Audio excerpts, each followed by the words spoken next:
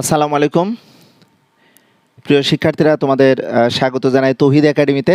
আজকে আমি তোমাদের সামনে এসএসসি 2022 সালের পরীক্ষার্থীদের জন্য সাধারণ গণিতের বীজগণিতের ত্রয়োদশ অধ্যায় অর্থাৎ 13 অধ্যায় থেকে আমি 13.1 এবং 13.2 এই দুটি অনুশীলনী এখানে তোমরা মেন বইটি যদি দেখো তোমরা পেয়ে থাকো, এবং এখানে 13.1 এই 13.1 অনুশীলনের চেষ্টা করব প্রতিটি ম্যাথ তোমাদের সামনে সূত্রের ব্যাখ্যা সহ বা আমরা এই গাণিতিক প্রবলেমগুলো সমাধান করার জন্য আমরা শুধুমাত্র বই ভিত্তিক মার্কস পাওয়ার জন্যই কি আমরা ম্যাথগুলো শিখে থাকবো না, আমরা অন্য কোনো এক্সট্রা বুদ্ধি খাটিয়ে অন্য কোনো এক্সট্রা বুদ্ধি বলতে আমরা সুন্দরভাবে সূত্রের অ্যাপ্লিকেশন বা আমরা এই অধ্যায়টি আমরা যে ধারার অধ্যায়, এই ধারার অধ্যায়টি মূলত কিভাবে আসে বা এখানে ধারাকে যে আমরা দুইভাবে ভাগ করেছি, একটি বৈশিষ্ট্যের উপর ভিত্তি করে আমরা ধারাকে দুইভাবে ভাগ করি, একটি হচ্ছে সমান্তর ধারা আর একটি গুণোত্তর ধারা। তো ধারার বিষয়টি ক্লিয়ার করার জন্য অবশ্যই আমাদের অষ্টম শ্রেণীর কথা মনে পড়ে কিনা, তোমরা পাটিগণিতে প্যাটার্ন যে চ্যাপ্টারটি পেয়েছিলে ওখানে কিন্তু আমরা অনুক্রম বা সিকোয়েন্স আমরা পেয়েছিলাম, ওখানে যদিও বা প্যাটার্ন উল্লেখ ছিল। তো প্রথমে আমি তোমাদের এই অনুক্রমের ধারণাটা যদি এইভাবে একটু বলতে চাই যে কতগুলো রাশি যখন একটি বিশেষ নিয়মে ক্রম অনুসারে সাজানো যদি থাকে, সেই রাশিগুলোর যে কোনো পদ এবং তার পূর্বপদের পার্থক্য যদি একই থাকে বা পূর্বপদ এবং পরবর্তী পদের আমরা অন্তর বা পূর্বপদ এবং তার পরবর্তী পদের যে আমাদের রেশিও বা অনুপাত যদি একই থাকে, তখন এগুলোকে আমরা একটা নির্দিষ্ট নিয়মের আলোকে কিন্তু এগুলো নামকরণ করে থাকি। তো অনুক্রমের বিষয়টি আমরা একটু এভাবে যদি ভাবতে চাই যে এখানে আমরা 1 একটি রাশি নিলাম বা সংখ্যা নিলাম, 3 একটি সংখ্যা নিলাম, -5 একটি সংখ্যা নিলাম, 7 একটি সংখ্যা নিয়েছি, 9 একটি সংখ্যা। এভাবে আমরা দেখতে পাচ্ছি যে 5টি পদ এখানে নিয়েছি এবং কমা আকারে কিন্তু দেওয়া আছে। যখনই আমাদের সংখ্যাগুলো এভাবে কমা দ্বারা যখন আমরা চিহ্নিত করব তখন এটিকে আমরা অনুক্রম বলবো বা এটাকে আমরা সিকোয়েন্স বলতে পারি।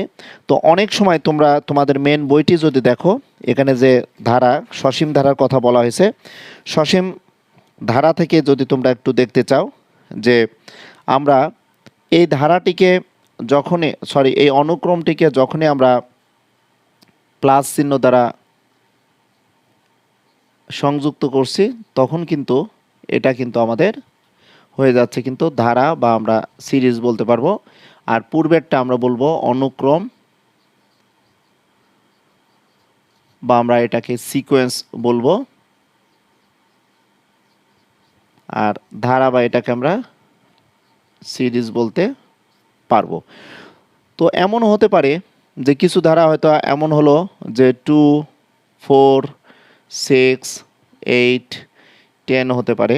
আমাদের কমা দিয়ে যখনই সংখ্যাগুলোকে একটা বিশেষ নিয়মে আমরা সাজাচ্ছি তখন দেখো এই অনুক্রমের প্রতিটা পদের মধ্যে কিন্তু একটা ডিফারেন্স বা পার্থক্য থাকছে। এখানেও দেখো 3 এবং 1-এর মধ্যে আমরা যদি দেখতে চাই, এই দুইটি সংখ্যার মধ্যে দেখো পাশাপাশি দুইটি সংখ্যার মধ্যে কমন ডিফারেন্স বা পার্থক্য আমরা 2 দেখতে পাচ্ছি। 5 এবং 3-এর মধ্যে কমন ডিফারেন্স বা আমরা দেখতে পাচ্ছি এখানে 2, 7 এবং 5-এর মধ্যে আমরা কমন ডিফারেন্স দেখতে পাচ্ছি 2। এভাবে আমরা একটা নির্দিষ্ট নিয়ম মাফিক আমরা এই সংখ্যাগুলোকে একত্রে সুন্দরভাবে ধারাবাহিকতা বজায় রেখে কিন্তু একটা সিকোয়েন্স তৈরি করতে পারছি। যখনই এটিকে আমরা যোগ চিহ্ন দিচ্ছি তখন কিন্তু এটি হয়ে যাচ্ছে ধারা, আর যোগ চিহ্ন না দেওয়ার পর্যন্ত এটাকে আমরা বলতে পারছি দেখো সিকোয়েন্স বলতে পারছি। তো যাই হোক, এটাকে আমি খুব সিম্পলভাবে যদি তোমাদের বোঝাতে চাই, তবে শুধুমাত্র কি প্লাস চিহ্ন দ্বারাই আমরা এই ধারাটিকে বা এই অনুক্রমকে সাজাবো? আমাদের মাইনাস চিহ্ন তো আসতে পারে। তোমরা দেখো তোমাদের বইয়ে আছে, দেখো 2, যদি -5, দেখো তোমাদের বই থেকে আমি ম্যাথটি দেওয়ার চেষ্টা করছি। দেখো 12 মাইনাস দেখো 19 এরপর dot dot dot dot dot চলবে। এটি কিন্তু আমরা যদি বলতে চাই এটি একটি অনুক্রম। তোমরা যদি 5 নম্বর গাণিতিক প্রবলেমটি দেখো অনুশীলনে আমাদের 13.1 তো এটাকে যখন আমি 2 প্লাস -5 প্লাস দেখো -12 প্লাস আমরা যখন -19 plus dot dot dot dot বলছি তখন দেখো সংযুক্ত করেছি কিন্তু পদগুলো আমাদের এমন অবস্থায় আছে যে এটাকে আমরা সুন্দরভাবে এটা কিন্তু আমাদের ধারা হলো আর পূর্বেরটা কিন্তু আমরা অনুক্রম বলবো, কারণ কমা দ্বারা প্রতিটা পদের সাথে পূর্ববর্তী পদের একটি সম্পর্ক বজায় রেখে কিন্তু আমরা অনুক্রমটা সাজাচ্ছি। এখানে যখনই এটাকে আমরা প্লাস মাইনাস অর্থাৎ আমরা ধারার সাথে যখন কম্পেয়ার করব অবশ্যই দেখতে পাচ্ছি যে -5 এরপর দেখো -12 তারপর দেখো -19 এটি পরবর্তী সংখ্যা আমাদের মাইনাস আসবে। কত আসতে পারে আমরা একটু দেখে নিই। আমরা এই ধারাটির যে কোনো পদ বলতে দেখো -5 তার পূর্বের পদ দেখো এখানে +2 আছে, এইটার ডিফারেন্স যদি আমরা একটু দেখাতে চাই তাহলে দেখো -5 আমরা -2 দেখতে পাচ্ছি -7, আমরা একটি পার্থক্য দেখলাম, এটা থেকে এটা পার্থক্য দেখো -7।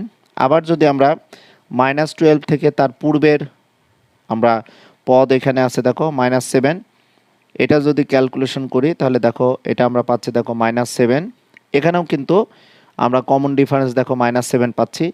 এভাবে করে আমরা দেখো -5 -7 যদি আমরা যোগ করি তাহলে আমরা দেখো আমরা 12 পাচ্ছি। তাহলে আমরা যদি এখানে -7 পাই তাহলে -12 -7 অ্যাড করলে দেখো আমরা এখানে পাচ্ছি -90। তাহলে এখানে আমরা যদি -7 সংখ্যা নিয়ে আসি তাহলে -19 সাথে আমরা -7 যদি অ্যাড করি তাহলে এখানে পাচ্ছি দেখো -26। তাহলে পরবর্তী আমাদের যে পদটি পাবো এটি দেখো -6 হবে। অবশ্যই আমরা এর পরবর্তী পদগুলো এভাবে একটু সুন্দরভাবে যদি আমরা সাজিয়ে লিখি তাহলে আমরা দেখো সুন্দরভাবে পেয়ে যাব।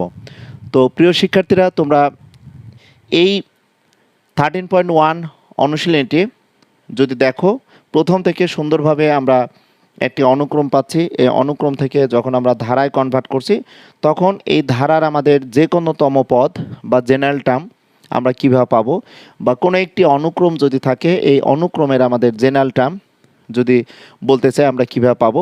তোমরা যারা 2022 সালে পরীক্ষা দিবে অবশ্যই তোমরা জানো যে পরিসংখ্যানে তোমরা যখন সংক্ষিপ্ত পদ্ধতিতে গড় নির্ণয় করো বা আমাদের সারণী থেকে যখন শ্রেণীর মধ্যমান এবং গণসংখ্যা গুণ করো তখন FI এবং XI তোমরা পাও, যেটা তোমরা অনেকেই ফিক্সি বলো, ফিক্সি নিয়মে। তো এই টাইপের ম্যাথগুলোর ক্ষেত্রে আমরা কিছু সূত্র ইউজ করে থাকি। এই সূত্রগুলো আমরা কিভাবে তোমাদের সামনে অনুক্রমের ক্ষেত্রে প্রয়োগ করব সেটা আমি একটু আলোচনা করতে চাই। আমরা এই অনুক্রমটি থেকে আমরা কিভাবে জেনারেল টার্ম পাবো সেটা দেখার পূর্বে আমি একটু বলতে চাই যে এই অনুক্রমের জেনারেল টার্মটা আমরা পাবো কী করে, এটা জানার জন্য আমরা অষ্টম শ্রেণীতে কীভাবে আমরা শিখে এসেছি আমরা একটু দেখে নিই।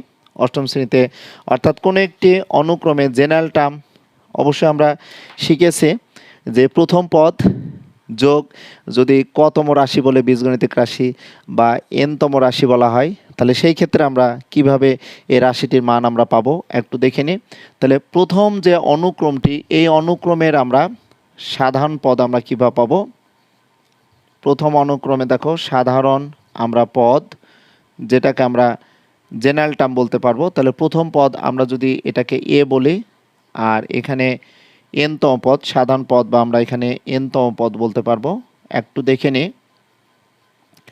তো সেই ক্ষেত্রে আমাদের যে সূত্রটা হচ্ছে আমরা প্রথম অনুক্রমের যে অনুক্রমটি লিখেছি প্রথম পদ 1 n-1 ইন্টু আমরা সাধারণ পার্থক্য দেখো 2 পাচ্ছি, এখানে আমরা যদি এটা ক্যালকুলেশন করি তাহলে 2n-2 এখানে আমরা পাবো 2n-1। তাহলে এই যে অনুক্রম এই অনুক্রমের জেনারেল টার্ম আমরা কীভাবে লিখতে পারবো। তাহলে এই প্রথম অনুক্রমের আমরা যদি জেনারেল টার্ম লিখতে চাই তাহলে এই অনুক্রমটির জেনারেল টার্ম আমরা এটাকে এবার লিখতে পারবো সেকেন্ড ব্র্যাকেট দ্বারা। লক্ষ্য করো 2n-1 আছে, এখানে আমরা n এর মান কিন্তু 1 থেকে প্লাস ইনফিনিটিভ নিতে চাচ্ছি। এটাকে সংক্ষেপে আমরা লিখতে পারবো শুধুমাত্র সেকেন্ড ব্র্যাকেট দ্বারা টুয়াইস n মাইনাস 1। এটা হচ্ছে আমাদের কোনো একটি অনুক্রমে যদি আমরা জেনারেল টার্ম ফাইন্ড আউট করতে চাই, যেমন এই অনুক্রমটার ক্ষেত্রে আমরা কি পেতে পারি, এখানে জেনারেল টার্ম কত হতে পারে। আমরা এই অনুক্রমের ক্ষেত্রে জেনারেল টার্ম দেখো, প্রথম পদ 2n-1, এটার ক্ষেত্রে এটি তো ধারা লেখা আছে, তাহলে এখানে পার্থক্য দেখো 2 হচ্ছে, তাহলে 2 প্লাস টুয়াইস n মাইনাস 2, তাহলে আমরা এখানে টুয়াইস n পাচ্ছি। তো এইটার আমরা যখন আমরা n টার্ম এভাবে প্রকাশ করব, লক্ষ্য করো, তখন আমরা এটা লিখতে পারবো, দেখো n এর মান 1 2 প্লাস ইনফিনিটি যদি অসীম ধারা হয়, যেখানে আমরা বলতে পারবো দেখো n এর মান 1 2 3 ডট ডট ডট ইত্যাদি আমরা বসাতে পারবো। তোমরা দেখবে যে অনেক সময় এই 13 অধ্যায় থেকে 13.1 অনুশীলনের কিছু এমসিকিউ আছে, কোনো একটি অনুক্রম দেওয়া আছে, এই অনুক্রমের আমাদের n টার্ম বা জেনারেল টার্ম ফাইন্ড আউট করতে দেয়, বা কোনো একটি অনুক্রমের এই সাধারণ পদকে আমরা কিভাবে সংক্ষেপে প্রকাশ করব, এভাবে কিন্তু তোমাদের বইয়ে লেখা আছে। অর্থাৎ n এর মান আমরা 1 থেকে প্লাস ইনফিনিটি বসাতে পারবো।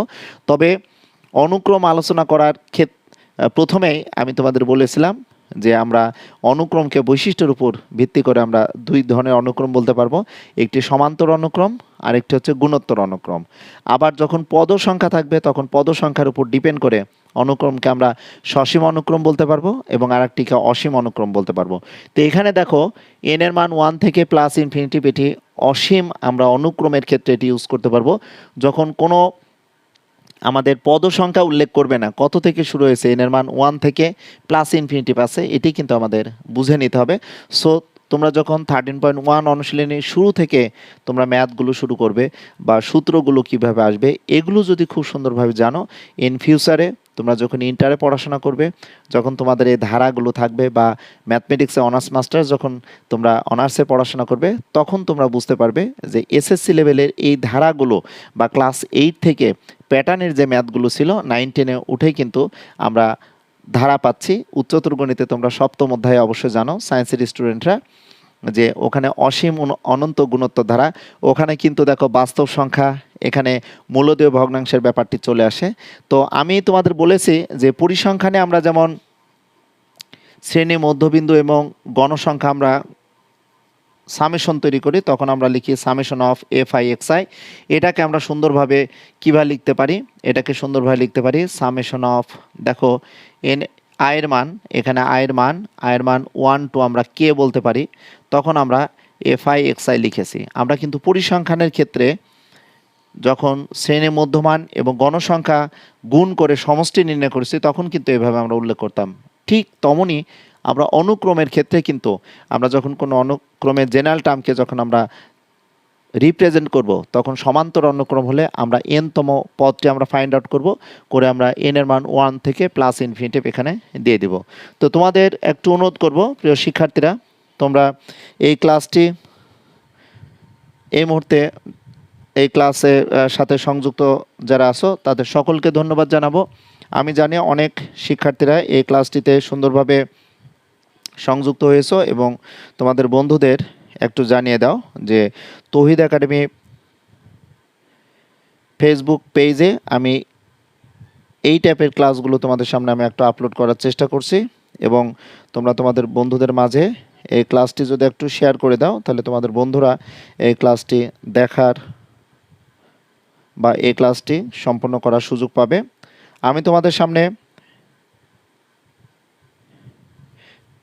বলবো যে এই 13 অধ্যায়ের ম্যাথগুলো খুবই সুন্দরভাবে তোমরা যদি প্র্যাকটিস করো, আমার দৃঢ় বিশ্বাস তোমাদের যে কোনো সমস্যা সমাধান করার ক্ষেত্রে অনুক্রমের ধারণা থেকে তোমরা একটি ধারা পাচ্ছ, ধারার ক্ষেত্রে তোমরা খুবই সুন্দরভাবে দেখতে পাবে যে অ্যাকচুয়ালি অনুক্রম থেকে আমরা কিভাবে ধারা তৈরি করতে পারবো, বা অনুক্রম থেকে কিভাবে আমরা একটি ধারা জেনারেল টার্মও আমরা তৈরি করব, সেগুলো একটু দেখো তোমাদের সামনে আলোচনা করার চেষ্টা করছি। তো সেই ক্ষেত্রে তোমাদের বললাম যে আমরা যখন অনুক্রম আলোচনা করব, তখন অনুক্রমের বিষয়ে তোমাদের মনে রাখতে হবে অনুক্রমগুলো খুব সুন্দরভাবে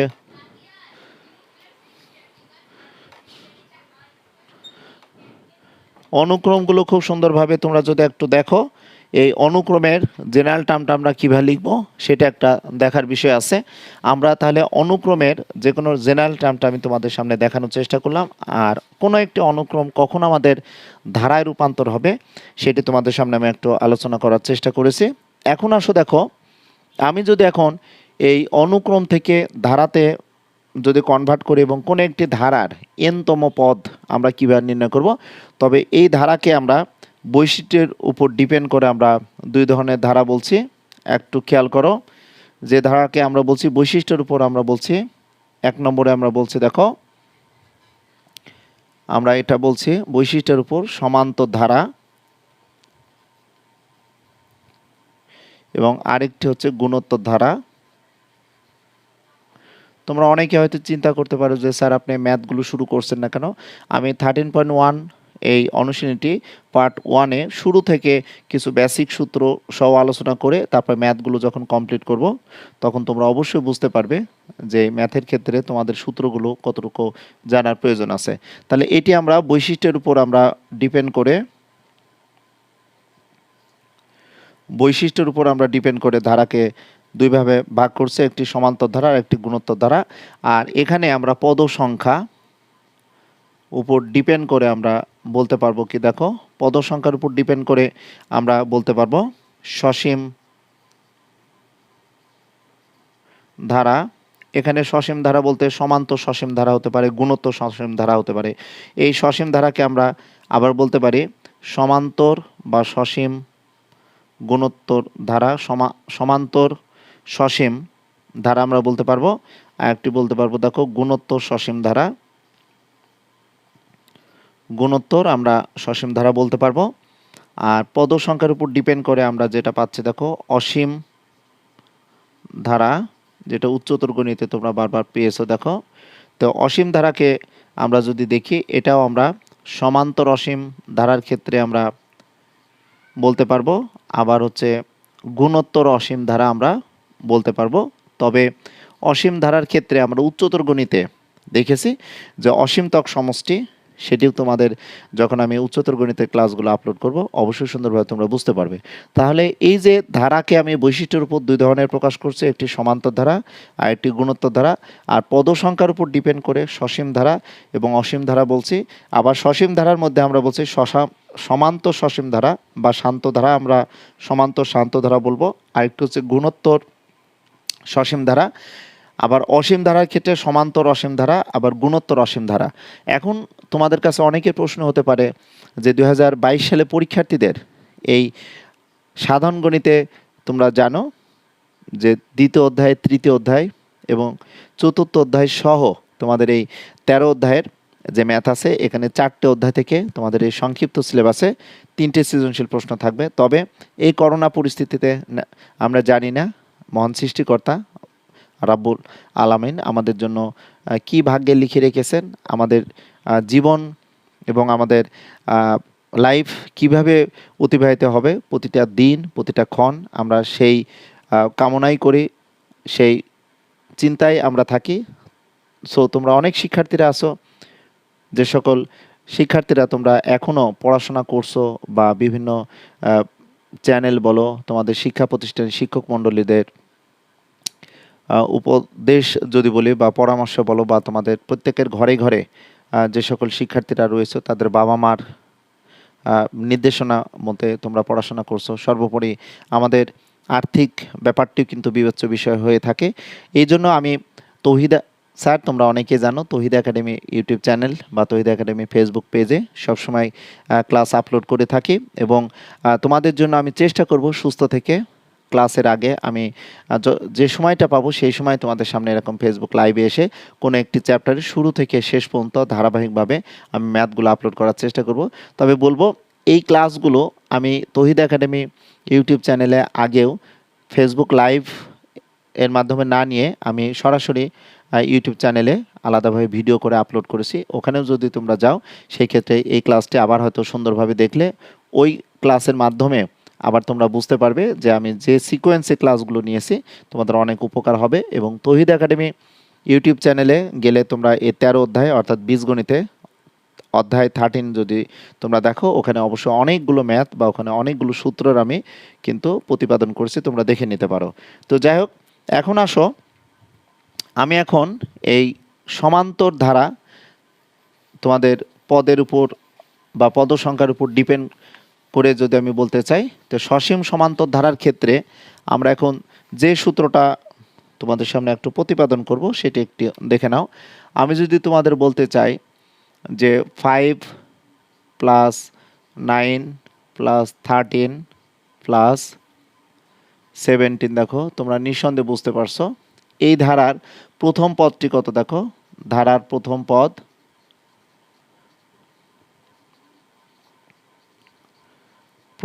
পদ আমরা এ দ্বারা যদি হাইলাইটস করি বা রিপ্রেজেন্ট করি, তাহলে প্রথম পদ আমরা দেখো 5 পাচ্ছি ধারার। এখানে দেখতে পাচ্ছি যে কোনো পদ বিয়োগ তার পূর্বে পদ, এখানে 9 থেকে 5 বিয়োগ করলে আমরা 4 পাবো, বা 13 থেকে 9 বিয়োগ করলে 4 পাবো, বা 17 থেকে যদি 13 আমি বিয়োগ করি তাও আমি 4 পাবো। তাহলে ধারার সাধারণ অন্তর বা কমন ডিফারেন্স যেটি বলি, যেটাকে ডি দ্বারা প্রকাশ করব, যে কোনো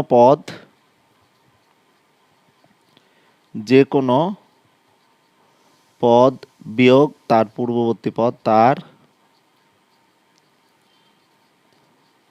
পূর্ববর্তী পদ, দেখো এটি কি হতে পারে তোমরা যদি একটু দেখো। যে কোনো পদ বলতে আমরা দেখো এখানে 9 নিলাম, 9 থেকে তার পূর্ববর্তী পদ, যে কোনো পদ বলতে এখানে 9, তার পূর্ববর্তী পদ 5 পেলাম।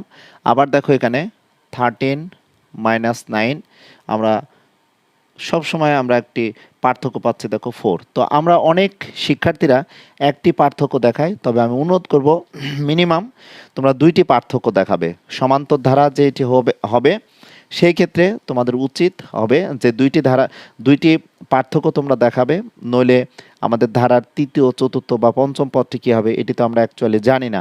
যখনই মিনিমাম 2টি পার্থক্য আমরা বুঝতে পারবো যে সাধারণ অন্তর বা গুণোত্তর ধারা হবে কিনা, সমান্তর ধারা হবে কিনা, এটি কিন্তু আমরা মিনিমাম 2টি পার্থক্য থেকে আমরা পেয়ে যাব। যার কারণে আমি দেখো দ্বিতীয় পদ থেকে আমি প্রথম পদ বিয়োগ করেছি, তৃতীয় পদ থেকে আমি দ্বিতীয় পদ বিয়োগ করে দেখো সবসময় কি হচ্ছে বলো তো, 4 পাচ্ছি। তাহলে আমরা বলবো এটি একটি সমান্তর ধারা, এটি একটি সমান্তর ধারা। খেয়াল করো এইখানে দেখো সমান্তর, আমরা সমানভাবে অন্তর পাচ্ছি, দেখো সমান অন্তর, দেখো সমানভাবে অন্তর। ডিফারেন্স কীভাবে পাচ্ছি দেখো, এখানেও আমরা 4 পেয়েছি ডিফারেন্স, এখানে আমরা 4 পাচ্ছি কিন্তু ডিফারেন্স। যার কারণে আমরা এই প্রতিটা পদ এবং তার পূর্ববর্তী পদের একটি বৈশিষ্ট্য, একটি সিকোয়েন্সে ঠিক রেখে আমরা পদগুলো এখানে সাজাচ্ছি বা সুন্দরভাবে এটাকে যোগ বা বিয়োগ দ্বারা আমরা গঠন করছি। সেই ক্ষেত্রে আমরা এই সাধারণ অন্তর দেখে কিন্তু বুঝতে পারছি এটি একটি সমান্তর ধারা। এটা আমি এই ধারার বৈশিষ্ট্য কিন্তু তোমাদের সামনে আমি তুলে ধরার চেষ্টা করলাম। বাট এখন যদি এমন হয় যে এই সমান্তর ধারার প্রথম 5টি পদের সমষ্টি কত হবে, বা এই সমান্তর ধারার আমাদের n-তম পদ কত হবে, সেটিও কিন্তু আমাদের দেখার একটি বিষয় আছে। তোমরা যদি একটু মনোযোগ সহকারে দেখো প্রিয় শিক্ষার্থীরা, অবশ্যই তোমরা বুঝতে পারবে। এই ক্লাসে এখন আমি তোমাদের যদি এখন বলতে চাই যে এই ধারাটির আমাদের n-তম পদ কত হবে, এটি আমি তোমাদের বললাম যে প্রথম পদ এখানে 5, আমাদের দ্বিতীয় পদ এখানে 9, আমাদের তৃতীয় পদ এখানে 13 এবং চতুর্থ পদ এখানে 17 আছে। তোমরা অনেক শিক্ষার্থীরা রয়েছো যে তোমরা হয়তো মনে করতে পারো যে স্যার তো 13.1-এর প্রতিটি ম্যাথ যদি একবার করে যায় প্রত্যেকটা ম্যাথ, তাহলে তোমাদের জন্য অনেক উপকার হবে। কিন্তু আমি এখান থেকে একটি সূত্র তোমাদের সামনে আমি অ্যাকচুয়ালি প্রকাশ করতে চাচ্ছি, একটি সূত্র আনার চেষ্টা করব, যার কারণে আমি এই ধারাটি বলেছি যে এটি একটি কিন্তু সমান্তর ধারা। এখন আসো এই ধারার প্রথম পদ যেটি আছে, দেখো প্রথম পদ যদি একটু দেখো এ সমান কত আছে, দেখো এখানে 5 আছে। তাহলে আমি দ্বিতীয় পদ কত পাচ্ছি, দেখো দ্বিতীয় পদ অবশ্যই আমি দেখো এই 5-এর সাথে যদি আমি 4 অ্যাড করি, দেখো আমি যদি এই 5 পেলাম, এইটার সাথে যদি আমি কমন ডিফারেন্স যদি 4 অ্যাড করি তাহলে দেখো কত পাচ্ছি বলো তো, 9 পাচ্ছি। তাহলে আমি এই ধারার প্রথম পদকে এ দ্বারা প্রকাশ যদি করি আর এটাকে যদি a প্লাস ডি এর সাথে কম্পেয়ার করি তাহলে দেখো তো কি হতে পারে, ডি বলতে দেখো এখানে 4 হলো। তাহলে আমি যদি এভাবে তৃতীয় পদ তোমাদের বলতে চাই, তৃতীয় পদ, তাহলে আমাদের কি হচ্ছে দেখো তো, তৃতীয় পদ কীভাবে পাবো, 9 প্লাস আবার দেখো আমরা 4 পাবো। তাহলে এটাকে আমরা কি লিখতে পারবো দেখো তো, এ প্লাস দেখো আমরা 2d লিখতে পারবো। কেন 2d লিখতে পারবো দেখো, আমরা যদি এইখানে এখানে 4 আছে এখানে 5 আছে, এই 13কে যদি এবার লিখি 5 প্লাস দেখো 8 যদি লিখি তাহলে কি হতে পারে দেখো, 5 প্লাস 2 ইন্টু দেখো 4, আমি তাহলে এটা লিখতে পারবো এ প্লাস দেখো আমি 2d লিখতে পারবো তৃতীয় পদ। ওকে, তাহলে এইভাবে আমি যদি চতুর্থ পদ পেতে চাই, একটু দেখো চতুর্থ পদ তোমরা ভালো করে একটু দেখে নাও।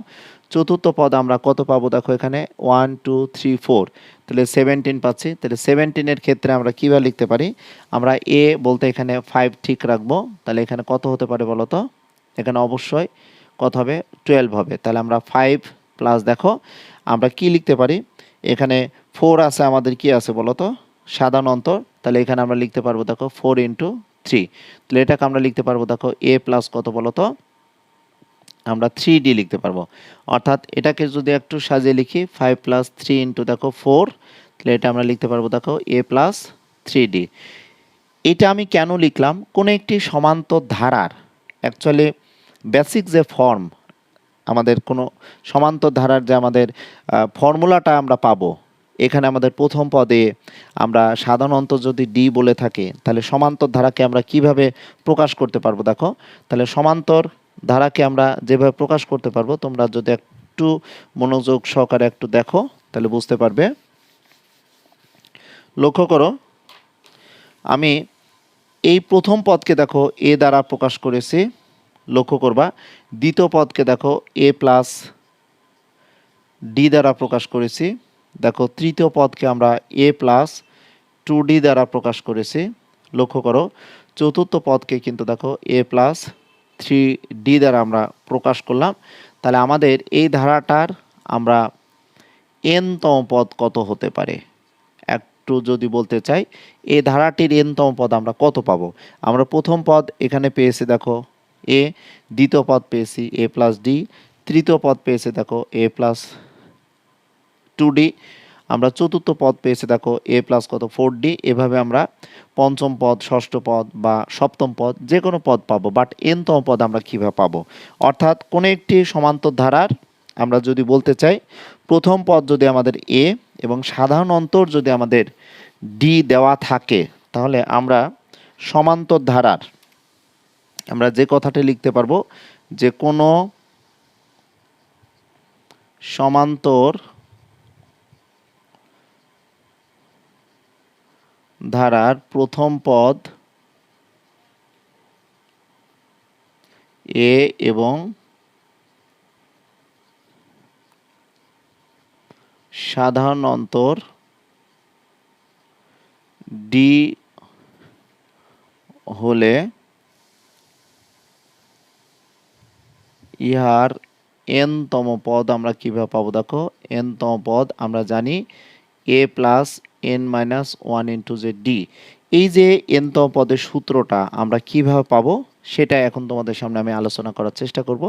মূলত 13.1 এই অনুশীলনীতে তোমরা দুই ধরনের সূত্র পাবে, একটি সমান্তর ধারা n-তম আমরা পদ কিভাবে ফাইন্ড আউট করব, এবং আমাদের এই n-তম প্রথম n সংখ্যক পদের সমষ্টি নির্ণয়ের সূত্র আমরা কিভাবে পাবো। অর্থাৎ সম্পূর্ণ অনুশীলনীতে আমি যখন তোমাদের প্রতিটি ম্যাথ কমপ্লিট করে দেওয়ার চেষ্টা করব, তখন অবশ্যই একই নিয়মের একই ক্যাটাগরি কোন টাইপের ম্যাথগুলো তোমাদের আছে এই ম্যাথগুলো আমি সমাধান দেওয়ার চেষ্টা করব। তবে তৌহিদ একাডেমি ফেসবুক পেজে তোমরা যারা সংযুক্ত থাকো বা সবসময় তৌহিদ একাডেমি ইউটিউব চ্যানেলে তোমরা যারা আমার বিভিন্ন ভিডিওগুলো দেখো বা আমার ক্লাসগুলো ফলো করো, তারা জানো যে আমি কোনো একটি ম্যাথ যদি আলোচনা করতে চাই গতানুগতিক শুধু ম্যাথ কমপ্লিট করি না, এই ম্যাথে আমাদের কি কি সূত্র প্রয়োজন হবে বা এই সূত্রগুলো কিভাবে আসে এটি কিন্তু আগে আমি তোমাদের সামনে আপলোড করার চেষ্টা করি। তাছাড়া এরপরেও তোমরা যখন 13.1 অনুশীলনের তোমরা কয়েকটি পর্ব দেখবে, প্রত্যেকটা পর্ব যখন খুব সুন্দরভাবে দেখতে পাবে যে হয়তো গাণিতিক সমস্যাগুলো সমাধান করে দিচ্ছি। তবে 13.1-এ তোমাদের যে সৃজনশীল প্রশ্নগুলো আছে বা অনুশীলনীর শেষে যে জটিল প্রশ্নগুলো আছে এগুলো নিয়েও তোমাদের সামনে আমি আলোচনা করব। এখানে যেমন তোমরা যদি দেখো 13.1 অনুশীলনীতে তোমরা 1 থেকে 3 পর্যন্ত 1 থেকে 3 পর্যন্ত যদি বলতে চাই 1 থেকে 4 তোমাদের এই 13.1-এর দেখো এখানে 1 থেকে 4 পর্যন্ত দেখো এই এমসিকিউগুলো আছে। এই এমসিকিউগুলো সলভ করার ক্ষেত্রে অবশ্যই আমি বলবো যে সমান্তর ধারার এনতম পদ আগে আমি ফাইন্ড আউট করব। তারপর সমান্তর ধারার আমার এনতম পদকে কেন শেষ পদ বলা হবে, শেষ পদকে আমরা পি দ্বারা প্রকাশ করি, বা সমান্তর ধারার আমাদের এন সংখ্যক পদের সমষ্টি এস সাব এন সমান n/2 into twice A plus n into n-1 into D, এই সূত্রটিও আমি প্রতিপাদন তোমাদের সামনে করে দেওয়ার চেষ্টা করব। তাহলে দেখবে যে 13.1 অনুশীলনীতে যে টাইপের ম্যাথ তোমাদের সামনে দেওয়া হোক না কেন সুন্দরভাবে তোমরা কমপ্লিট করতে পারবে। তো লক্ষ্য করো, আমি তোমাদের কিন্তু আগেই বলেছি যে সমান্তর ধারার প্রথম পদ আমরা যেটি পেয়েছিলাম দেখো, তো প্রথম পদটিকে আমি যদি আবার তোমাদের দেখাতে চাই, দেখো প্রথম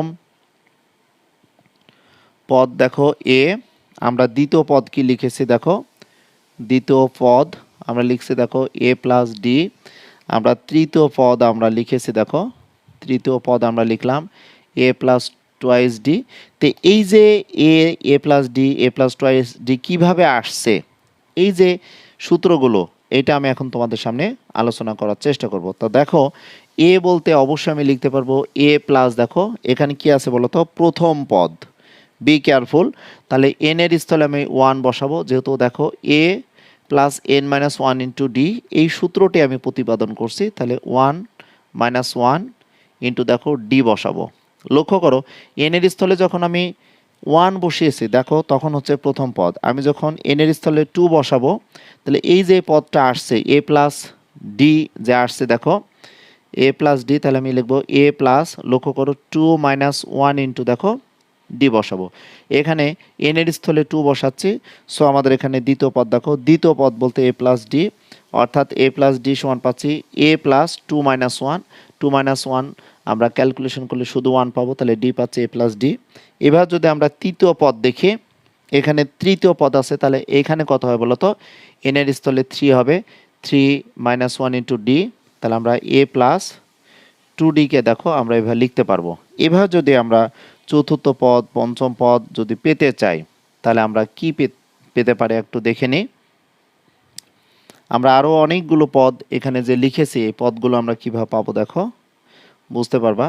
তাহলে এখানে আমাদের এখন n-তম পদ যেটা লিখবো দেখো, n-তম পদ, n-তম পদটি কী হবে দেখো তো, এ প্লাস, এখানে যেমন আমরা তৃতীয় পদ লিখেছি তাহলে এখানে n লিখবো, তাহলে n-1 ইন্টু দেখো ডি পাচ্ছি। তাহলে কোনো একটি সমান্তর ধারার প্রথম যে আমরা সূত্রটি পাবো n-তম পদের সূত্র দেখো এ প্লাস n-1 ইন্টু ডি, সেটি দেখো আমি তোমাদের সামনে প্রতিপাদন করার চেষ্টা করলাম। তাহলে এ প্লাস ডি দ্বিতীয় পদ, আমাদের তৃতীয় পদ, চতুর্থ পদ, এইখানে যে n-তম পদ হবে, n-তম পদ কিন্তু আমরা খুব সুন্দরভাবে পেয়ে যাব। দেখো n-তম পদটিকে আমরা লিখতে পারবো দেখো এ প্লাস দেখো n-1 ইন্টু ডি পাচ্ছি। ওকে, তাহলে তোমরা কোন একটি সৃজনশীল প্রশ্নে এমন যদি প্রশ্ন থাকে যে উদ্দীপক দিয়ে ক নং প্রশ্নে 2 মার্কসের জন্য বলা হলো যে কোনো সমান্তর ধারার প্রথম পদে সাধারণ অন্তর ডি হলে এই সমান্তর ধারার n-তম পদের সূত্র এটা প্রমাণ করো, এই প্রশ্নটা দিয়ে দেওয়া হলো যে n-তম পদের সূত্র যেটা আছে এই সূত্রটি প্রমাণ করার জন্য এটা দিল। অবশ্যই তোমাদের এই টাইপের সূত্রগুলো তোমাদের মুখস্থ করতে হবে না, তোমাদের বুঝে বুঝে কিন্তু প্রমাণ করতে হবে। আমি কিন্তু অলরেডি এটি সমান্তর ধারার যে আদর্শ রূপ একটি ধারার সেটি কিন্তু এখানে রিপ্রেজেন্ট করার চেষ্টা করেছি। সেই রিপ্রেজেন্ট করার ক্ষেত্রে একটি আমি ধারা 5, 9, 13, 17 নিয়ে কিন্তু তোমাদের এখানে সুন্দরভাবে লেখানোর চেষ্টা করেছি, ঠিক আছে। সো তোমাদের বলবো যে কোন একটি সমান্তর ধারার আমরা n-তম পদ কীভাবে পাচ্ছি এবং এই সমান্তর ধারার এখানে যে n-তম পদ পেয়েছি এই n-তম পদকে আমরা খুবই সুন্দরভাবে যেটি বলতে পারি যে সমান্তর ধারার n-তম পদকে আমরা শেষ পদ বলতে পারি। এখানে এ একটি ধারা, এই ধারাটার দেখো এটাকে আমরা শেষ পদ বলতে পারবো। একটু লক্ষ্য করো, শেষ পদ।